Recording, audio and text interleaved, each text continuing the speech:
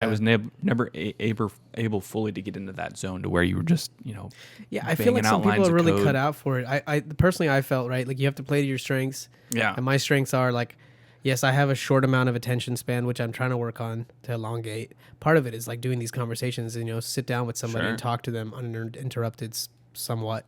And, I found that coding, specifically when you sit down, you have to really be able to mindset, like, you have to be really into it. You got to Like you, shut off everything. you have to be interested in like the problem that you're solving. Sure.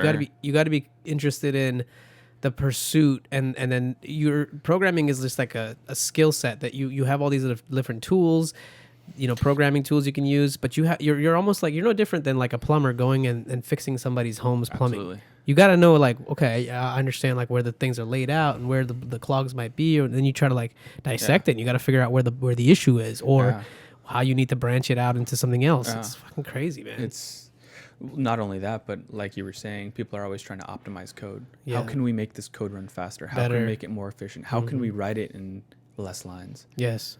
So Yeah, what you're doing currently is, next year is going to be out of date and you're going to have to update. So you have to always be someone that wants to constantly learn and absorb and have honestly an open mind of how to solve problems differently. Yeah.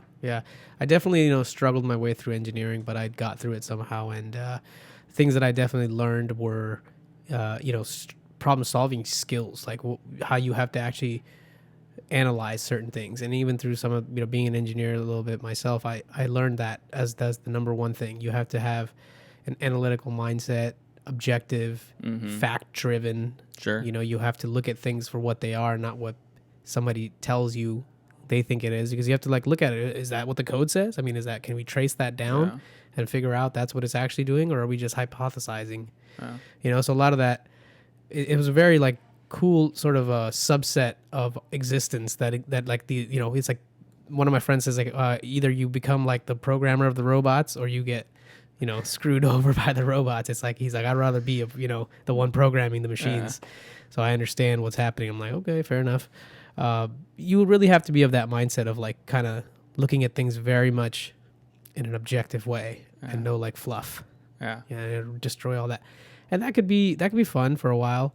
I generally liked being more on the front end of things. I like to interact with the customers because I knew my strengths. My strengths are relationships, talking, and relationships, talking, and I want to talk to people, and I have the technical understanding. I can talk about it. I can articulate it well, but at the same time, I don't want to be sitting there coding all day. So that was a big driver and kind of pushed me out of like, okay, where can I evolve my skill set? Sure.